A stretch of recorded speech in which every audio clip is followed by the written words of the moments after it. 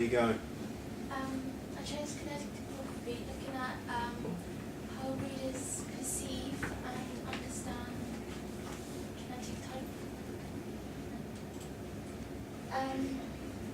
A reader's perception and interpretation of kinetic topography, how a reader simplifies text to their own general understanding, and its potential connections and effectiveness towards the reader. So how they create a relationship towards the type to generate a clearer understanding of the meaning.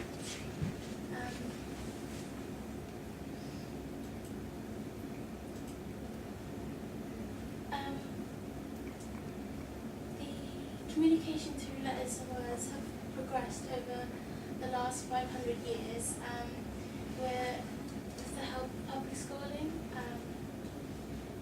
as it was mainly taught towards kings and queens, as it was easier for them to rule people that were illiterate, and it was seen as a powerful source of people. Public schooling meant that it became equal for everyone to read and write and communicate with each other.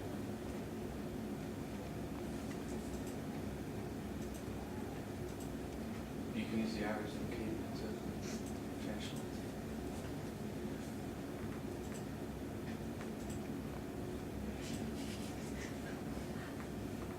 Probe.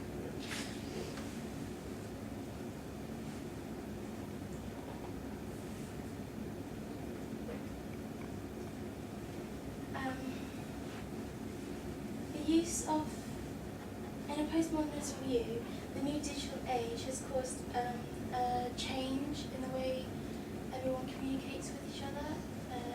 The constant change of technology has altered the way we communicate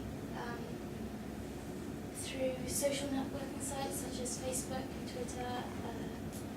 They have transformed how we correspond, as we use a lot of signs and symbols and slang words, and we abbreviate a lot of words now, so communication has had less meaning.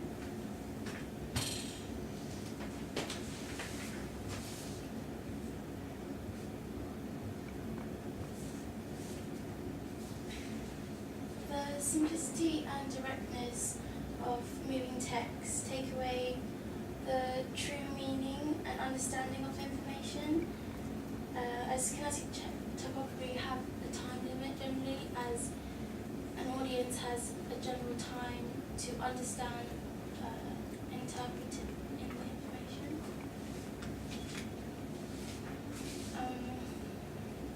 However, they do make a relationship to the theme and motion of topography. The loss of an audience interpretation, as there is a fine line between the way words are simplified and it can mislead the reader into a different meaning. An audience are structuralized into different categories as it relies upon the connection with general audiences.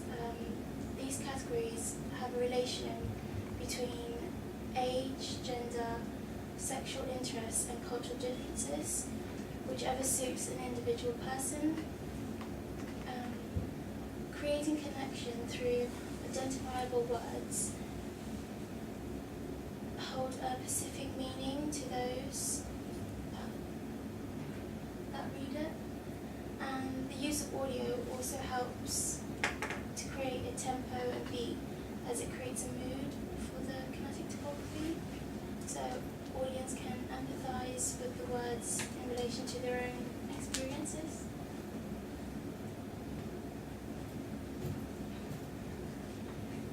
The meaning of a message in kinetic topography is left to an audience's own interpretation and understanding.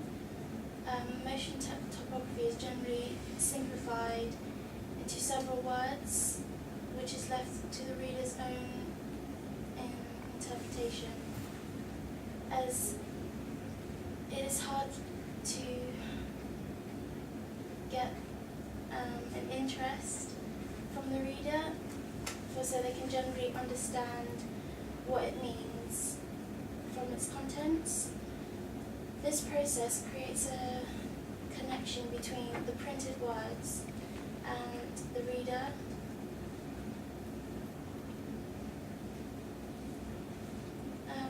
Reading typography in many different ways.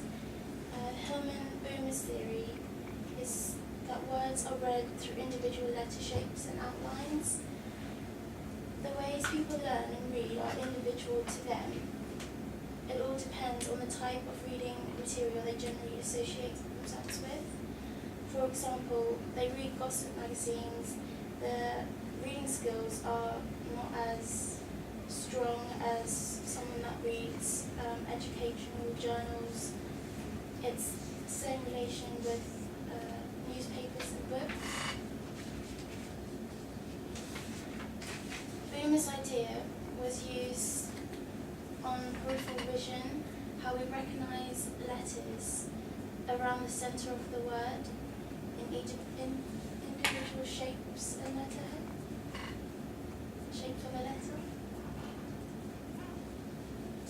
The theory of serial letter recognition is that each letter is scanned from the left, but is flawed by time. This idea was supported by the fact that longer words need more time to identify than a shorter word. Kinetic typography is very time-based. This may affect the time limit in which an audience has to scan each individual letter. With moving type, there are only a couple of seconds to a minute for a reader to understand and interpret it in their own understanding. Kinetic typography is generally simplified down for the interpretation of for a group, categorized group of audience, but each reader has a different and general knowledge of the word from their past experiences. Parallel letter recognition relies upon a person's peripheral vision as well, where the letters and words are scanned and read as one. This is known as a foveal recognition, where letters are skimmed and seen from a person's optical focal point on a word. So they are focused from the centre of the word, and letters are read from the side and scanned to make up a whole word.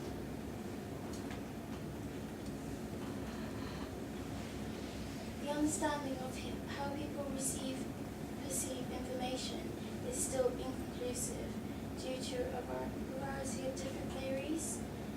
The idea of how the brain digests words to make sense is still unknown.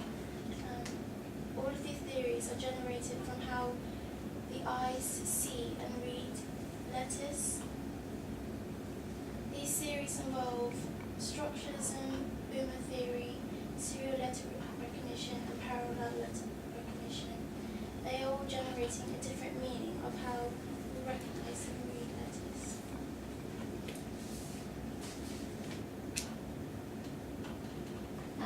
My case study the ideas from my literature review is to look more at cultural studies.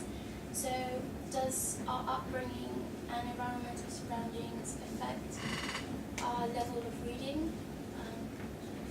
So the differences maybe between public schooling and private schooling, does that affect the way an audience reads? Also, for example, I've got Swindon College, which is based near here, which is a private boarding school for boys, but yet it caters more for people with dyslexia. So I could look at how it may affect their reading skills. And it also attracts people that are learning English, for people from like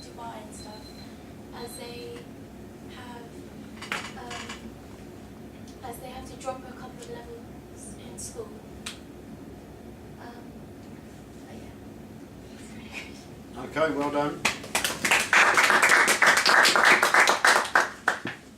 Okay, let's open that up to the floor very quickly. Any thoughts, anybody? Heather, would you like to kick off, please?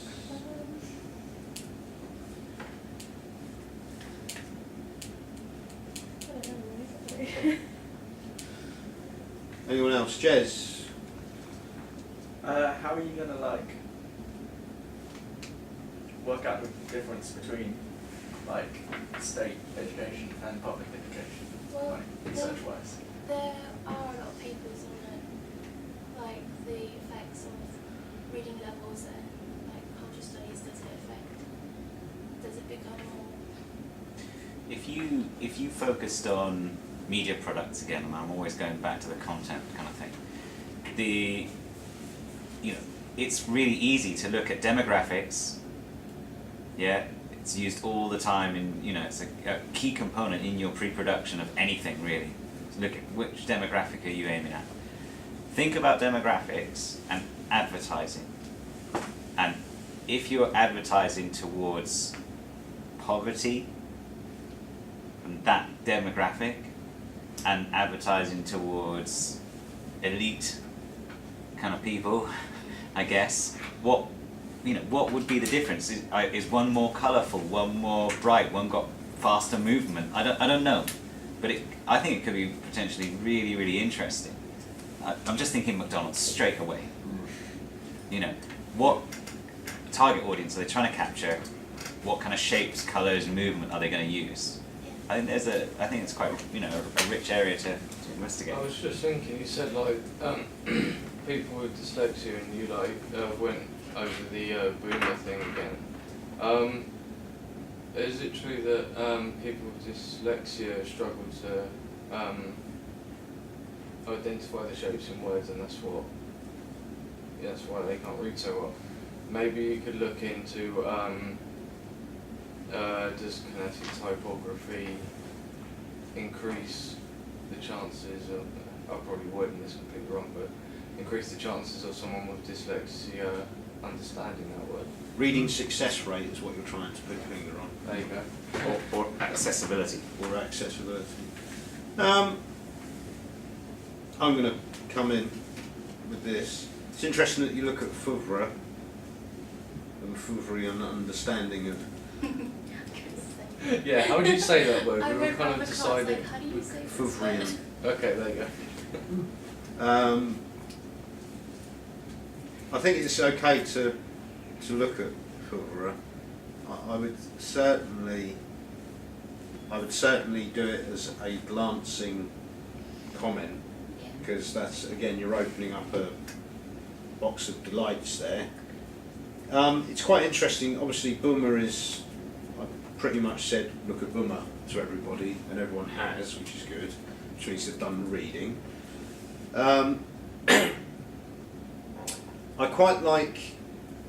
I think the cultural approach is definitely the right way to go. Yeah. You'll need to read up on cultural studies a little bit, I think. Someone like Dick Hebditch or Stanley Cohen is broadly appropriate, and also Stuart Hall's work, which we touched on. And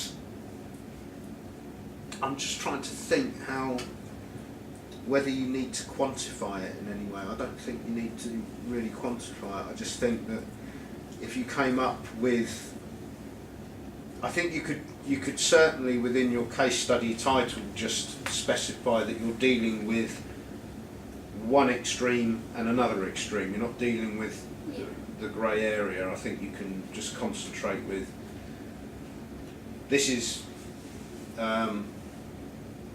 this socio-economic grouping, i.e. D to E, okay, how do they respond to this stimulus, and socio-economic grouping A and B, for example, how do they respond to this stimulus? I think socio-economic groupings, and I think Dan's right with talking about demography, you definitely need, I think that would be, because then you've definitely specified your audiences. So you could, in your case study title, say socio-economic audience responses. Job done. That's it. I know exactly what you're going to do, and then in your introduction you can specify. You can just go, I'm looking at this grouping and this grouping and this subject matter, and I think it will write itself. I don't think you'll have any problems. Consider also the impact that would have on your own production. And I'll keep going on about that as well. Like, you know, these things are supposed to inform your personal production. Imagine the value that you could take out of that and apply then in your own work. And just also, there was just one thing that I wanted to pick up on. You said kinetic typography is helped by the audio that goes with it. Are you assuming that kinetic typography always has audio? Right. I'm just wondering why you would state that. I think I just chose audio, but I meant like a lot of kinetic has quite a lot of movement. So like the beat of some designs have like a certain beat. Oh, right, okay, so you're now using Yeah. audio references metaphorically to describe visual references. I'm not sure if that works, Terry. I don't know. I think there's potential to consider Rhythm, I would and certainly say if you melody. said that there's a rhythm, then yes, I will accept that. I'll let you have that. But I don't think you can use, because the way I read it, can you see how I've read that? You just hold on a minute. You've made a wild assumption here about saying that all kinetic typography has audio. Yeah. You know, I would, if you're going to use those sort of metaphors, be really careful. I'd stick to just saying the rhythm or the flow of, something like that. I wouldn't use be. The other thing is, also with the going back to the socio-economic groupings, you don't even need to talk about public schooling then. You could just talk about socio-economic groupings, and that says it all. You can stipulate which socio-economic groupings refer to what kind of occupations. I think that's perfectly acceptable. That will in itself paint a picture of the sort of people you're talking about and what kind of education environment they've come from. Definitely. I don't think you need to worry about being that defined. Yeah, I mean, it's perfectly acceptable. I think it's a good, it potentially could be a strong case study. I can't see anything wrong with that. I think it's certainly focused enough. Does anyone else have any further comments? No. Okay. Thanks, Teryn. Cheers. Well done. Okay, we've got two more very quickly.